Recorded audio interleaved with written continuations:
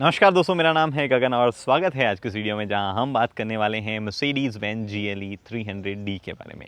GLE यानी कि ई class of SUVs यहाँ पे क्या चीज़ें ऑफ़र करती है इंडिया में, किन किन चीज़ों के साथ में आती है, क्या उसके बारे में अच्छे बुरे इंप्रेशन है मेरे, उन सब चीज़ों की बात हम इस वीडियो में करने वाले हैं। चलिए, मर्सिडीज़ GLE भारत में 73.70 लाख से शुरू होकर 1.25 करोड़ तक मिलती है।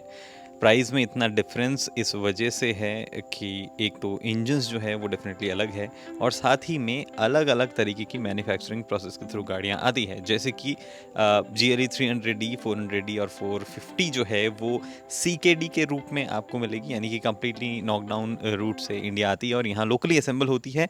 लेकिन जो top end 400D hip hop edition है वो CBU यानी कि कम्प्लीटली बिल्ट यूनिट के रूप में आता है। GLE का टेक्निकली ये फोर्थ जनरेशन है। पहले GLE को हम ML सीरीज़ से जानते थे, लेकिन थर्ड जनरेशन के चलते यानी कि उसी के बीच में हमने GLE नाम से जो है उन्हें जानना शुरू कर दिया। तो चलिए एक्सटीरियर से शुरुआत करते हैं। सबसे पहले बात करते हैं चाबी की। 3 बटन आपको देखने को मिलेंगे, लॉक, अनलॉक और ये जो तीसरा बटन है ये मिलता है यहाँ पे आपको इलेक्ट्रॉनिक टेलगेट ओपन और क्लोज़ करने के लिए।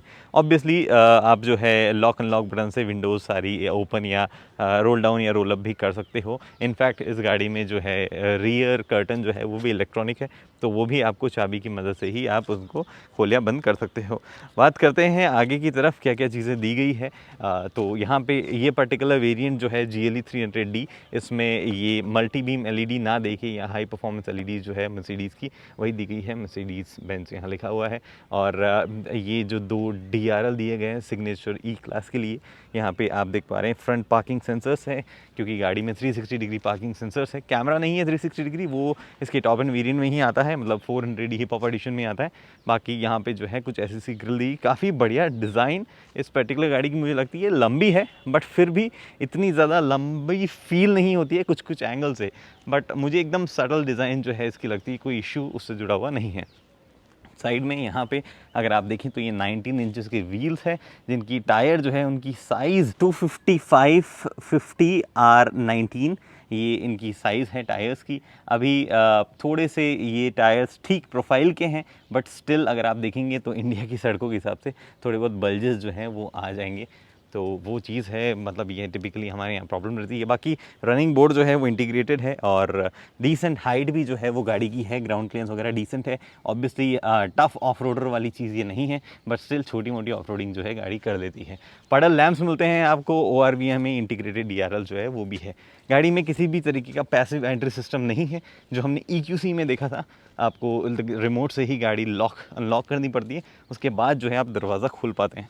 बाकी इस तरफ अगर मैं गाड़ी अनलॉक कर दूं, ये फ्यूल टैंक है जिसमें आप देख पा रहे हैं DEF डीजल एग्जॉस्ट फ्लूइड या यूरिया जो है वो यहाँ पे जाता है, कि BS6 डीजल है ऑब्वियसली। पीछे की तरफ 4मैटिक जो कि बताता है मर्सिडीज़ बेंज सीरीज़ में एक ऑल व्हील ड्राइव कार है, और GLE 300D बैजिंग यहाँ पे है।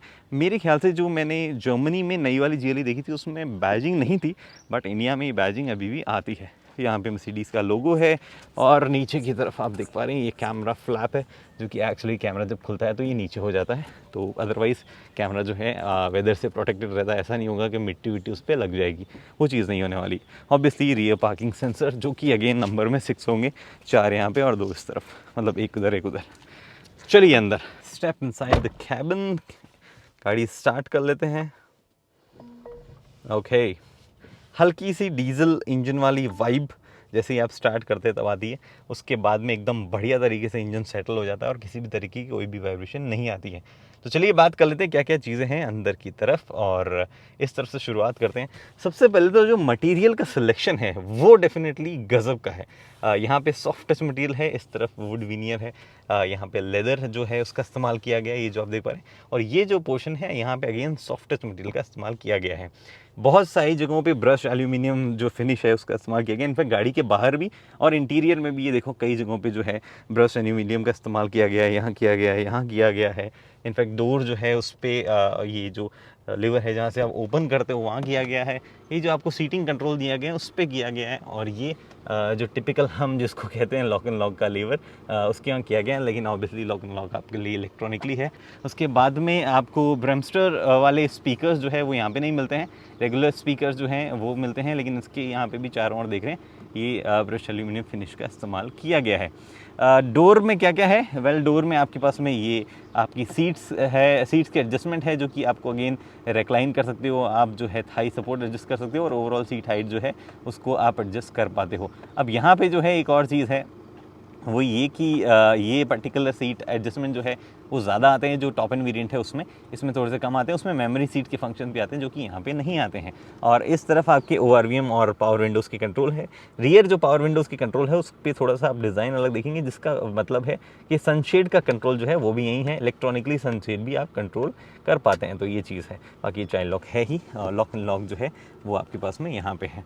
नीचे की तरफ दरवाज़ा जो है इसमें आपकी बॉटल होल्डर वगैरह है, और यहीं पे आपका जो है इलेक्ट्रॉनिक टेल गेट जो है पीछे का उसका कंट्रोल है। काफ़ी बढ़िया जो है वो साइज़ है इसकी, और किसी भी तरीके से बॉटल्स वगैरह बाहर आने वाले टाइप का कोई इशू जो है वो नहीं है।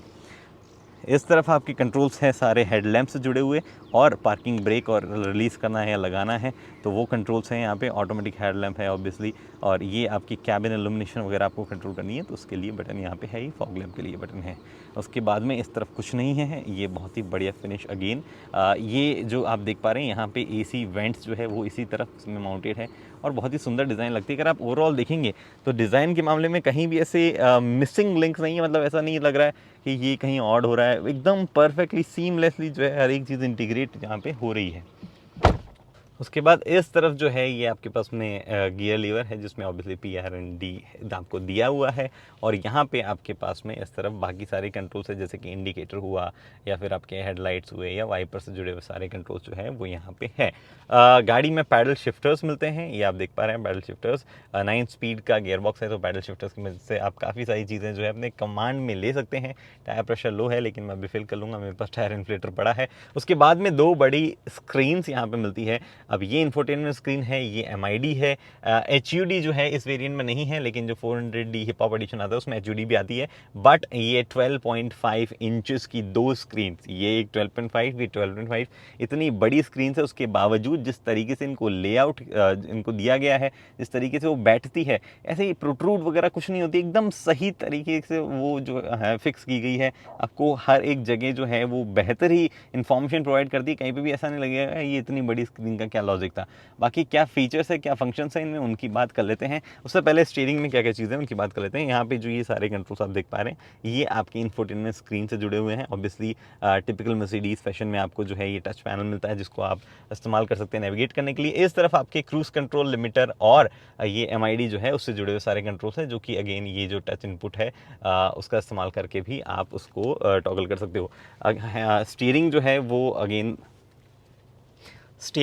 वो अगेन मर्सिडीज़ की कई गाड़ियों में हमने ये देखा है, कोई भी फ्लैट बॉटम में ऐसी चीज़ नहीं है। ग्रिप करने में बहुत बढ़िया है। लेदर जो है वो यहाँ बहुत ही अच्छा है, उसमें भी कोई इशू नहीं है। हाँ, बस वो अगेन हॉर्न पैड बीच में जो है थोड़ा सा इशू होता है बजाने में, उसके अलावा सच कुछ चीज़ यहाँ पे नहीं है जो हाईलाइट की जाए। स्टीयरिंग एडजस्टमेंट जो है वो आपको मैनुअली है, आपको जो है टिल्ट और टेलीस्कोपिक दोनों एडजस्टमेंट मिल जाते हैं, तो ये चीज़ है यहाँ पे।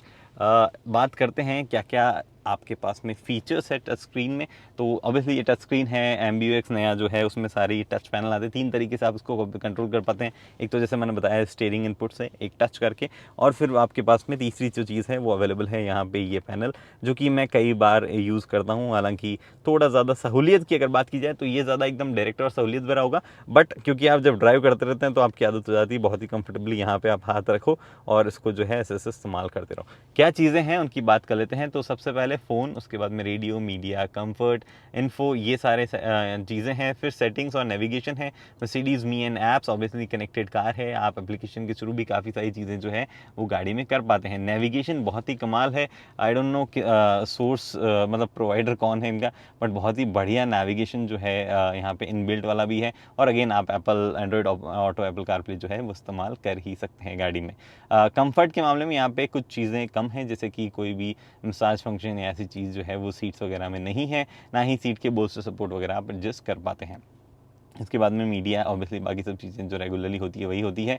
एमबीएक्स सिस्टम अब बहुत ही बढ़िया हो गया है। जैसे अगर आपको डायरेक्ट कुछ चीज़ें इन्फो में जाओगे, उसके अंदर जाओगे, बट लेट्स से आपको डायरेक्टली जो है यहाँ पे देखना है कि आपकी कंजप्शन क्या चल रहा है, तो उसके शॉर्टकट जो है वो भी आपको बाहर मिल जाते हैं। एंड ऑब्वियसली बहुत सारी सेटिंग्स जो है गाड़ी से रिलेटेड आपको यहीं से मिल जाती है। ईएसपी वगैरह से जुड़ी हुई सेटिंग अगर आपको करनी है, और एक ये इसमें नहीं होता शायद, ये EQC में हो रहा था, मैं उसको बहुत ज़्यादा इस्तेमाल कर रहा था। तो काफ़ी सारी चीज़ें, कैमरास जो and parking, brake assist, attention assist, उनके जो सेंसिटिविटी है वो कम ज़्यादा आपको करनी है, तो वो सब चीज़ें आप यहाँ पे कर सकते हैं। व्हीकल से जुड़ी हुई चीज़ें भी, कई बेल्ट एडजस्टमेंट वगैरह जब आप लगें तब वो चीज़ें हैं, लाइट्स वगैरह आपको एडजस्ट करनी हो, इंटीरियर एम्बियंट लाइट जो कि बहुत ही शानदार दिखती है, काफ़ी जगहों पर है, इस जगह पे है। ये पर्टिकुलर फोटो आप देख पा रहे हो, ये रात में मैंने ली थी, बहुत ही गजब एम्बियंट लाइटिंग जो है उसकी लगती है। और एम्बियंट लाइटिंग में भी कुछ कुछ चीज़ें हैं जिनमें बहुत ही बढ़िया टच दिया गया, जैसे कि जब भी आप एसी टेम्परेचर अप करते हो तो पूरी जो एम्बियंट लाइट है वो रेड हो जाती है, जब आप टेम्परेचर डाउन करते हो तो ब्लू हो जाती है, जो कि सिग्निफाई करती है कि आप ठंडा या गर्म कैबिन को कर रहे हो। तो वो कुछ छोटे छोटे टच हैं जो बहुत ही बढ़िया लगते हैं। फिर ये जो पर्टिकुलर टच स्क्रीन है ये आप कंट्रोल कर सकते हैं इन सब बटन से, और यहाँ पे क्या क्या इन्फॉर्मेशन है उनकी हम बात कर लेते हैं। तो जो भी आप चीज़ें देख पा रहे हैं आप इसको कस्टमाइज़ कर सकते हैं। तो मैं ऐसा नहीं कह सकता हूँ कि आपको इधर एनालॉग वो सॉरी इधर डिजिटल स्पीडोमीटर मिल रहा है, इधर ये मिल रहा है, ये आप सब चीज़ें कस्टमाइज़ कर सकते हो। और 3 बेसिकली लेआउट हो जाते हैं यहाँ पे, एक इस तरफ, एक इस तरफ और एक बीच में। हाँ, हालांकि आप इस पर्टिकुलर सेटिंग्स को भी जो है वो चेंज कर सकते हो, पर्टिकुलर स्टाइल को भी चेंज कर सकते हो। अगर आपको चाहिए कि किसी और स्टाइल वगैरह पे रखना है तो वो भी कर सकते हो। जैसे कि बेसिकली स्पोर्ट से हटते हैं हम, और आपको चाहिए कि भैया ओके ये देखो ये इधर, और आपको चाहिए कि मुझे गाड़ी कुछ इस तरीके का डिस्प्ले दिखाए फुल स्क्रीन मोड पे, तो गाड़ी जो है आपको इस तरीके का फुल स्क्रीन मोड भी दिखा देती है। तो ये काफ़ी सारी चीज़ें हैं जो आप यहाँ पे बदल सकते हो। अगेन मैं बैक आ जाता हूँ और आपको बताता हूँ क्या क्या सेटिंग्स आप कर पाते हैं। तो ये जो साइड में है यहाँ पे आप इको डिस्प्ले, नेविगेशन, जी फोर्स मीटर, आपका लेन असिस्ट जो है, ब्लाइंड स्पॉट वगैरह जो है, आपका फ्रंट गाड़ी कितनी दूर है, अडेप्टिव क्रूज कंट्रोल वगैरह ऐसे सिस्टम है इसमें, तो वो सब चीज़ों को आप मॉनिटर यहाँ से कर पाते हैं। नेविगेशन जो है उसमें कई सारी चीज़ें हैं आपके पास में, सिर्फ कंपास चाहिए या प्रॉपर नेविगेशन चाहिए वो आप देख सकते हैं। ट्रिप सेटिंग्स से जुड़ी हुई चीज़ें, जैसे कि गाड़ी कितने किलोमीटर चली है, गाड़ी रीसेट के बाद में क्या फ्यूल एफिशिएंसी है, क्या टाइम है, आप कैसा परफॉर्म कर रहे हैं, गाड़ी जो है करंटली किस स्टेट में है, कितनी एनर्जी कंज्यूम कर रही है। फिर कई जगह ये भी दिखाता है कितना टॉर्क, क्या सब चीज़ें गाड़ी निकाल रही है। तो वो चीज़ें हैं, बहुत सारी इन्फॉर्मेशन, मल्टीपल इन्फॉर्मेशन है, आप जो है वो टॉगल कर सकते हैं। इस तरफ भी आप जो है डिसाइड कर सकते हैं यहाँ पे क्या आना चाहिए। जैसे कि आप देखो यहाँ पे आप देख पा रहे हैं गाड़ी के एंगल्स वगैरह मुझे दिखाएं, तो वो आप यहाँ पे देख पाएंगे। अगर आपको चाहिए कि यहाँ पे आपको डिजिटल स्पीड दिखाए तो वो ऑब्वियसली दिख ही रही है। अगर आपको चाहिए कि यहाँ पे आपको टाइम दिखाया जाए जो कि आपको दिख ही रहा है, और नीचे की तरफ आपको फ्यूल गेज भी दिख पा रहा है जो कि वहाँ पे परमानेंटली है ही। कुछ और वार्निंग लाइट जो है उनकी पोजीशन फिक्स है, जैसे कि सीट बेल्ट वगैरह, पार्किंग ब्रेक लगा हुआ है, ये जो है दिखा रहा है कि भैया गाड़ी में टायर प्रेशर लो है, जो कि मैंने आपको ऑलरेडी भी बताया था। तो ये चीज़ें हैं, बहुत ही बढ़िया टच स्क्रीन है, और सॉरी MID है, और आप अपने हिसाब से इसको कस्टमाइज़ कर सकते हैं, तो कोई शिकायत इससे जुड़ी हुई नहीं है। यहाँ पे आपके पास में ये जो है सॉफ्ट टच इस्तेमाल किया गया है गाड़ी में, इवन मतलब एकदम लोअर पार्ट्स में भी ना एकदम सॉफ्ट टच इस्तेमाल किया गया है, जो कि बहुत ही बढ़िया चीज़ है। और ये आप जो देख पा रहे हैं स्टार्ट स्टॉप का बटन है, उसके पास में ऑटोमेटिक स्टार्ट स्टॉप जो है वो चालू या बंद रखना है तो उसके लिए स्विच है। AC जो है बीच के वेंट्स यहाँ हैं, बजाय यहाँ जो ऐसा इसमें कुछ नहीं है, सारे वेंट्स जो है वो इधर हैं, और ये कंट्रोल है इन दोनों वेंट्स का, एयर फ्लो का, और ये कंट्रोल है इन दोनों एयर वेंट्स का। ऑब्वियसली आप डायरेक्शन जो है वो यहाँ से कर सकते हैं। इनफैक्ट ये जो बटन दिए गए हैं ये भी बहुत ही बढ़िया फिनिशिंग वाले यहाँ पे दिए गए हैं। ये सारे कंट्रोल्स आपके टेम्परेचर से जुड़े हुए हैं, अगेन डीफॉगर वगैरह आपको कुछ देखना हो तो वो, और ये बीच में आपको हैजार्ड लैंप से जुड़ा हुआ कंट्रोल यहाँ पे मिलता है। ड्यूल जोन क्लाइमेट कंट्रोल है, एक ये बहुत ही खूबसूरत फिनिश के साथ में यहाँ पे नीचे जो है वुडन विनियर फिनिश के साथ में दिया जाता है। इसकी वजह से कंसोल बहुत ही सुंदर लगता है। ऑब्वियसली आप इसको खोल सकते हैं, और यहाँ पे आपके पास में 2 बड़े कप होल्डर्स मिलते हैं, जिसमें मैंने चेंज रख दिया है टोल पे मिलने वाला, और आप चाहें तो इनको ऐसे बंद कर सकते, प्रॉपर बॉटल होल्डर जो है या कप होल्डर जो है वो बना सकते हैं। उसके बाद आपको इस तरफ ये जो देख पा रहे हैं ये है मेरा फ़ोन, और इस फ़ोन को यहाँ रखा गया है क्योंकि ये वायरलेसली इधर चार्ज होता है। जी हाँ, वायरलेस चार्जिंग आपको मिलती है, वायरलेसली चार्ज हो नहीं रहा है। ओके, वायरलेसली चार्ज हो रहा है ये, तो वायरलेस चार्जिंग जो है यहाँ मिलती है। ये 2 टाइप सी आप देख पा रहे हैं, इस तरफ ये टाइप सी है, और ये एक सिगरेट लाइटर मिलता है। 12 वोल्ट का सॉकेट जो है वो यहाँ पे है ही। अब ये टाइप सी से आप अपना फ़ोन कनेक्ट कर सकते हो या सिर्फ चार्ज कर सकते हो, जो भी आप करना चाहो वो आप कर सकते हो। ये बीच में टच पैड है, जिसे मैंने बताया कि आप कंट्रोल कर सकते हैं अपनी स्क्रीन टच इंफोटेनमेंट जो सिस्टम है वो। यहाँ पे आपके पास में गाड़ी में मोड चेंज करने के ऑप्शन है। अब यहाँ पे मोड में कोई भी स्पोर्ट मोड जैसी चीज़ नहीं है, कंफर्ट, एको और ऑफ रोड। मैं मोस्टली गाड़ी को कंफर्ट या एको मोड में ही चला रहा था, तो कोई ऐसा इश्यू नहीं। ऑफ रोड मोड ऑब्वियसली जैसा कि नाम सजेस्ट करता है, जब भी आप ऑफ रोडिंग करने जाएँ तो ESP वगैरह को उस हिसाब से वो ट्यून कर देता है, और ऑल व्हील ड्राइव जो है उसी हिसाब से पावर लेता रहता है। एक बटन यहाँ पे दिया गया है जो कि अगेन पार्किंग से जुड़ा हुआ है, तो अगर आप इसको दबाते हैं तो आपको रिवर्स का व्यू आ जाएगा, यहाँ पे कैमरा खुल जाएगा, रिवर्स का किस तरीके का व्यू चाहिए वो। बाकी गाड़ी जो है वो पार्किंग चाइम वगैरह भी जो है उसके ऑप्शन जो है वो आपको यहाँ देती है। कुछ और शॉर्टकट, जैसे कि अगर आप ये बटन दबाएंगे तो आप व्हीकल से जुड़ी हुई सारी सेटिंग्स में चले जाएंगे। ये स्टार बटन जिसको आप कॉन्फ़िगर कर सकते हैं कि इसको क्या करना है, नेविगेशन मैप का बटन, रेडियो मीडिया का बटन, टेलीफोन का बटन, और ये वॉल्यूम कंट्रोल। बहुत ही बढ़िया चीज़ है ये, मुझे बहुत बढ़िया लगता है। मतलब मुझे गाड़ी में जो है ये जिनमें भी बड़ी बड़ी टच स्क्रीन होती है उनमें नॉब जैसी कोई चीज़ ज़रूर होनी चाहिए। यहाँ पे 2 दी गई है आपको, आप यहाँ से ये भी नॉब इस्तेमाल कर सकते हैं, और यहाँ पे ये वाली नॉब जो है वो भी इस्तेमाल कर सकते हैं। ये छोटा सा स्पेस है जिसमें यूजुअली मैं चाबी रख रहा था, आई डोंट नो ये किसके लिए वैसे, बाकी चाबी जो है वो आप यहाँ रख सकते हैं। अगेन ये जो है, जैसे मैंने अभी ओपन किया तो ये काफ़ी बड़ा सेंटर कंसोल है, काफ़ी बड़ा है एक्चुअली, और इसमें भी अगेन काफ़ी सारे कंपार्टमेंट है, और ये आप यहाँ पे देख पा रहे हैं USB आपको टाइप सी मिल जाती है। बड़े कंपार्टमेंट्स की बात हो रही है तो ये भी मैं आपको दिखाता हूँ, जो कि एक्चुअली काफ़ी बड़ा कंपार्टमेंट है, और इसमें भी काफ़ी सारी चीज़ें जो है आप फिट कर सकते हैं। उसके बाद सेम टाइप के बॉटल होल्डर आपको उधर भी मिल जाएंगे, कोई इशू उससे जुड़ा हुआ ऐसा नहीं है। गाड़ी में हर जगह बहुत ही बढ़िया प्रीमियम सॉफ्ट टच फील दिया गया है।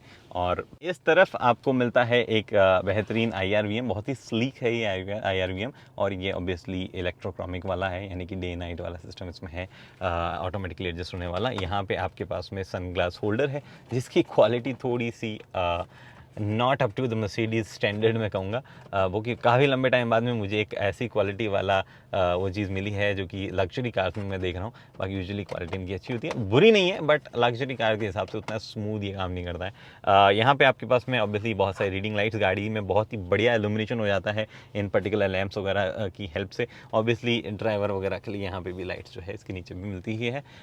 SOS का बटन है, जिसको मैं कई बार गलती से दबा देता हूँ और कॉल जो है वो लग जाता है मर्सिडीज SOS सेंटर या जो भी है। ओके, नो, ठीक है। उसके बाद में यहाँ पे आपको रीडिंग लैंप से कंट्रोल है, ये आपके कंट्रोल है जब आप दरवाज़ा बंद करना हो या नहीं करना हो, उसके हिसाब से लाइट्स जो एडजस्ट होनी है, वो सब चीज़ें हैं। सनरूफ की कंट्रोल यहाँ पे दिए गए हैं, और बहुत ही बड़ी पैनोरामिक सनरूफ आपको मिलती है। मैं इसको इस मोड पे यूज़ कर रहा था कि कर्टन में लगा नहीं रहा था, और इसको पूरा जो है ओपन रख सकते हैं। अब अगेन इंडिया की गर्मी जो है बहुत ज़्यादा है, बट फॉर्चुनेटली इस वक्त वेदर जो है थोड़ा सा प्लेजेंट है, बट काफ़ी बेहतरीन बड़ी मैसिव सनरूफ ये है। इस तरफ आपके पास में है सन वाइजर्स, जो कि अगेन काफ़ी सारा स्पेस छोड़ देते हैं ये, और ये स्लाइड नहीं होते हैं। काश ये स्लाइडिंग जो है बनाने शुरू कर दे ब्रांड्स सारे के सारे। और ऑब्वियसली वैनिटी मिरर विथ एक डेडिकेटेड लैंप आपको मिलता है। सीट एडजस्टमेंट के बाद में यहाँ से आप लंबार सपोर्ट वगैरह जो है वो भी एडजस्ट कर पाते हैं, जो कि एक अच्छी चीज़ है। सीट काफ़ी कंफर्टेबल है कई मायनों में। रियर सीट की हम बात कर लेते हैं। रियर सीट में कैसा स्पेस है। फ्रंट सीट जो है वो मैंने अपने हिसाब से एडजस्ट की हुई है, और उसके बाद एक तो ये लॉन्ग व्हील बेस वर्जन है, तो यहाँ पे बहुत ही ज़्यादा स्पेस आपके पास मिल जाता है। बहुत ही ज़्यादा स्पेस जो है वो यहाँ पे है, नो डाउट। और नीचे भी जो है इल्यूमिनेशन भी है, और वहाँ पे वेंट्स भी है, और आप ऐसे स्लाइड भी कर सकते हैं अपने पाँव। तो इन टर्म्स ऑफ स्पेस कोई इशू आपको नहीं होगा, ना ही आपको हेड रूम वाले एरिया में कोई ऐसा इशू होगा। आपकी हाइट 6 फुट 2 इंच के आसपास है, तो भी आपको जो है कोई इशू इसमें नहीं होने वाला है। काफ़ी बड़ा ब्रॉड एरिया है, ऑब्वियसली 3 लोग भी यहाँ पे बैठ सकते हैं।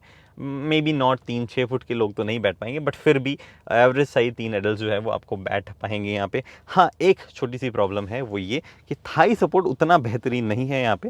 अगर आप ऐसे मतलब पाँव आगे की तरफ ना रखें तो थाई सपोर्ट आपको थोड़ा सा कम लग सकता है। बाकी कोई इशू नहीं है। बेसिकली आप नीचे लो, थोड़ा सा लो बैठते हैं, तो उस वजह से थाई सपोर्ट वाला जो है आपको ऐसा लग सकता है। सेंटर आर्मरेस्ट आपको मिलती है, जिसमें 2 कप होल्डर्स जो है वो भी यहाँ पे है आपके पास में। अमेनिटीज़ के बारे में और बात करें तो आपको रियर एयर AC वेंट्स जो कि डेडिकेटेडली आप एडजस्ट कर पाते हैं टेम्परेचर वगैरह, मतलब यहाँ पे भी 4 जोन क्लाइमेट कंट्रोल है, 2 आगे 2 जोन आप यहाँ पे क्रिएट कर सकते हैं, जिसके लिए बहुत सारे आपको जो है बटन्स मिले गए हैं। ऑन ऑफ आपको करना हो, टेम्परेचर आपको इधर का सेट करना हो, उधर का सेट करना हो। यहाँ पे भी जब आप टेम्परेचर सेट करते हैं तो रियर जो एम्बियंट लाइट्स है वो ग्रीन ब्लू होती रहती है, तो वो एक चीज़ यहाँ पे है ही, बहुत ही बढ़िया टच वो मिलता है। ऑटो ऑन ऑटो ऑफ जब आप करेंगे तो यहाँ पे आप दिख जाएगा। उसके बाद में नीचे की और आपके पास में कुछ और कंट्रोल्स है। यहाँ पे 2 USB-C सॉकेट्स है और यहाँ पे मोबाइल फ़ोन प्लेस करने के लिए आपको जगह दी गई है, जो कि बहुत बढ़िया रबराइज मैट है बेसिकली, जिसमें आप बाहर निकाल के इसको साफ़ भी कर सकते हैं और मोबाइल फ़ोन अदरवाइज़ जो है आप उनमें रख सकते हैं, वो आपकी मोबाइल इधर उधर गिरने नहीं देगा। ये चीज़ें हैं। मैगज़ीन होल्डर्स हैं आपके पास में ऑलरेडी इंस्टॉल करने के लिए, टीवी वगैरह इंफोटेनमेंट सिस्टम कुछ इंस्टॉल करना है तो उसके लिए यहाँ पे चीज़ दी गई है, आप ये चीज़ स्लाइड कर सकते हैं। मैं अगर बताना भूल गया, इलेक्ट्रॉनिकली नहीं कर पाते हैं, इलेक्ट्रॉनिकली कर पाते हैं जो 400D ये पॉप एडिशन है उसमें, बट इसमें नहीं। कर्टन्स मिलते हैं, इलेक्ट्रॉनिक कर्टन्स है, बहुत ही काम का फीचर वैसे भी है, इलेक्ट्रॉनिक नहीं होते तो भी मैं अप्रिशिएट करता, बट ये इलेक्ट्रॉनिक है तो और अच्छी बात है। आपके पास में रीडिंग लैंप्स है यहाँ पे और एक बहुत आप लग्जरी टच देखो गाड़ी में, ये भी बहुत ही सॉफ्टली ओपन होता है कोट हुक भी। और यहाँ पे अगेन आपके पास में ग्रैब हैंडल्स है ही, हर जगह माइक्रोफोन दिए गए हैं जो गाड़ी में ऑब्वियसली मतलब पैसेंजर जब बोलता है तो उस स्पीकर्स जो है उसको हल्का फुल्का और मॉड्यूलेट कर देते हैं, जिसकी वजह से क्लियरली सब जनों को सुनाई दे जाता है। AC वेंट इस तरफ भी है आपके, तो प्रॉपर कूलिंग जो है ओवरऑल कैबिन में हो जाती है, जो कि ज़रूरी भी है क्योंकि काफ़ी बड़ी गाड़ी है। सीट्स वगैरह जैसे मैंने बताया कंफर्टेबल है, बस थोड़ा सा नीचे थोड़ा सा लोअर प्लेस की गई है। हाँ, 3 जने जब बैठते हैं तो बीच में ट्रांसमिशन टनल वाला इशू भी आपके पास नहीं है। ट्रांसमिशन टनल बड़ी चौड़ी है बट ऊंची नहीं है, तो इतना ज़्यादा इशू जो है वो नहीं होता है। तो ये चीज़ें यहाँ पे हैं। जो टॉप एंड वेरिएंट है उसमें रियर सीट जो है वो इलेक्ट्रॉनिकली एडजस्टेबल है, बट इस वाले में वो नहीं है। ये है आपके पास में मैसिव बूट।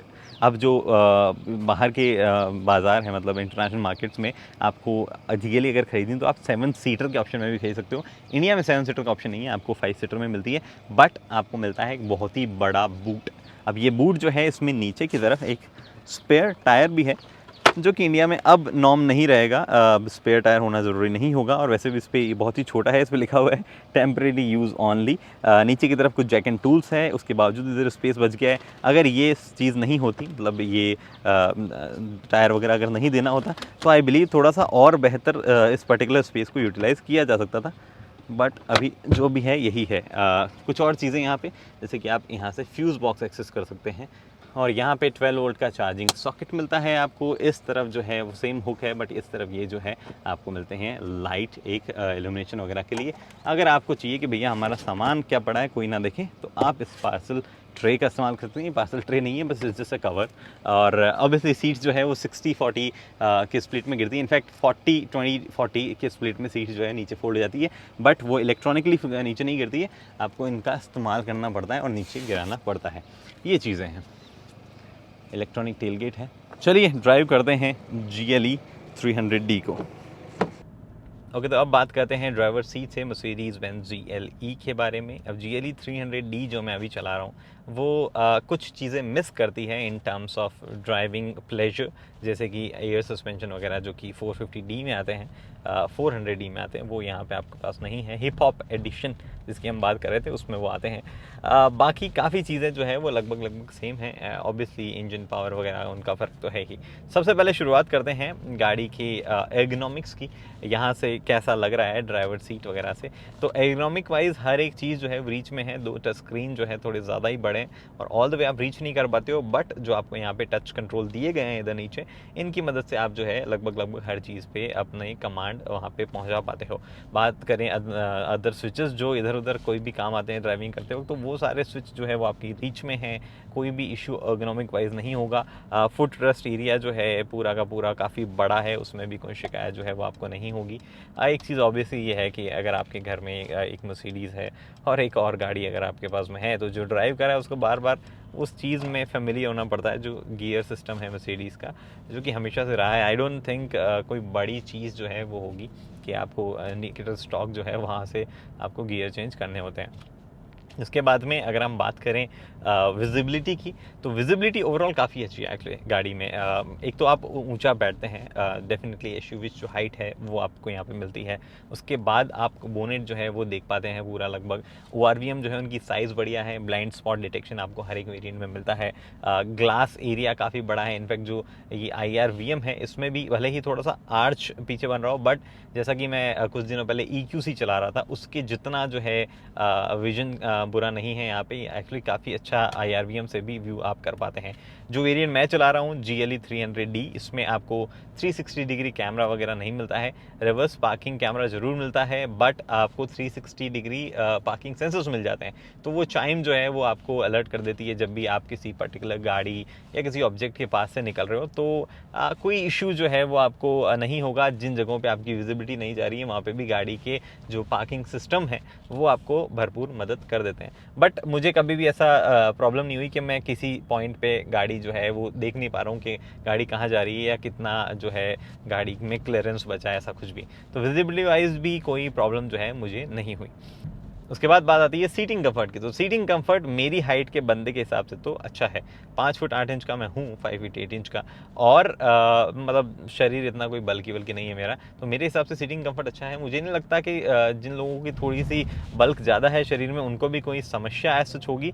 बट अगर आप एक्सपेक्ट कर रहे हैं कि भैया सीट्स जो है उनमें किसी भी तरीके का जो होता है ना कूलिंग हीटिंग ऐसा फंक्शन, ऐसा कुछ भी नहीं दिया गया है मैम। आपको वो मसाज वगैरह वो जो चीज़ें हैं वो भी नहीं मिलती है। हाँ, जो हिप हॉप एडिशन है जो 400D में आता है उसमें कुछ एडेड चीज़ें ज़रूर मिलती है। बट यहाँ पे जो भी सीट्स ऑलरेडी दी गई है इन टर्म्स ऑफ कंफर्ट जो है ड्राइविंग सीट्स अच्छी है। रियर की मैं बात ऑलरेडी कर चुका हूँ, जहाँ पे ज़्यादातर ओनर्स जो है GLE के बैठेंगे उसके बारे में मैं अलग से आपको बता चुका हूँ। फिर बात करते हैं इंजन और गियरबॉक्स की। 300D जो कि मैं अभी चला रहा हूँ इसमें एक 2 लीटर का 4 सिलेंडर इनलाइन 4 सिलेंडर का डीजल इंजन मिलता है आपको, जो कि 245 हॉर्स पावर और लगभग 500 न्यूटन मीटर का टॉर्क जो है वो प्रोड्यूस करता है। अब ये सारा का सारा जो टॉर्क है वो ऑल व्हील ड्राइव सिस्टम से ट्रांसमिट होता है, और आपको 9 स्पीड का गियरबॉक्स जो है वो इंजन से ये सारा का सारा टॉर्क जो है वो व्हील्स टॉर्क और पावर जो है वो व्हील्स को देता है। कैसा है इन टर्म्स ऑफ परफॉर्मेंस?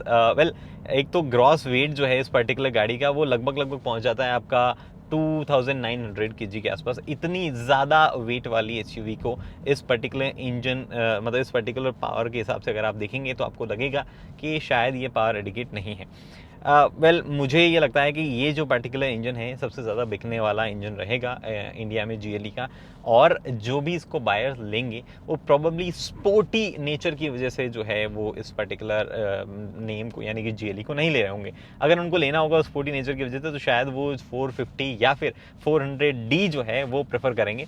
यहाँ पे GLE 300D आपको क्या देती है उसकी हम बात करते हैं, या वो आप क्यों लेंगे उसकी हम बात करते हैं। सबसे पहली चीज़ जो है बहुत ही शांत ये इंजन है, और बहुत ही मतलब जो कहते हैं ना ईजी गोइंग नेचर का ये इंजन कहा जाएगा। हाँ, डेफिनेटली 0 to 100 अगर आप कहो तो 7.2 सेकंड्स में ये कर सकता है, बट स्टिल सिटी वगैरह के हिसाब से बहुत ही कंफर्टेबल ड्राइव जो है इसकी है, और हाईवेज पे भी एडिकेट स्पीड जो आपको चाहिए वो कर पाता है। ओवरटेक्स वगैरह में कोई इशू नहीं है। 9 स्पीड का गियर रेशियोज जो है 9 स्पीड में जिस तरीके से डिवाइड किए गए वो बहुत अच्छे हैं। फ्यूल इफिशिएंसी वो भी काफ़ी बढ़िया है। आपको लगभग हाईवे पे क्लोज टू 13-14 के आसपास ही दे पा रहा था, और सिटी में लगभग 10-11 जो है फ्यूल इफिशिएंसी में से निकाल पा रहा हूँ। इनफैक्ट जब मैं अभी चला रहा हूँ तब भी ये 10.8 kmpl जो है वो निकाल रहा है। हालांकि जब मैं स्लो चला रहा था पहले तब ये 12 पे था। तो ये लगभग फ्यूल इफिशिएंसी भी आ रहा है। तो कहने का मतलब ये है कि ये पर्टिकुलर इंजन उन लोगों के लिए ज़्यादा प्रेफर्ड होगा जो कि शॉफर ड्रिवन रहते हैं या जिनको स्पोर्टी नेचर गाड़ी में ऐसा नहीं चाहिए।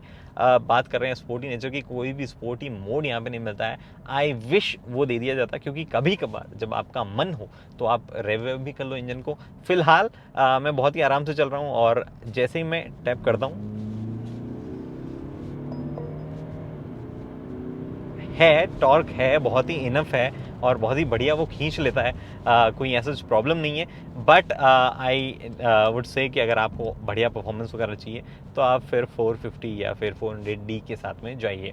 इस पर्टिकुलर इंजन में NVH की अगर हम बात करें तो नॉइज़ वाइब्रेशन हार्शनेस जो है बिल्कुल नहीं है। बहुत ही कमाल रिफाइनमेंट इस गाड़ी का है।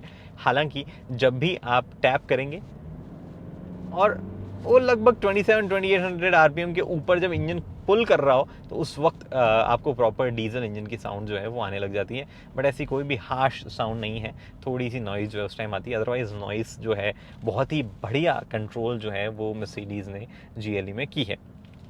तो ये हुई बात इंजन से जुड़ी हुई। गियर बॉक्स बहुत बढ़िया है। कभी कभार वो कंफ्यूज हो जाता है जब आप एकदम से फ्लो डाउन कर देते हैं पैडल पे, तो वो करेक्ट गियर फाइंड करने में थोड़ा सा स्लो है।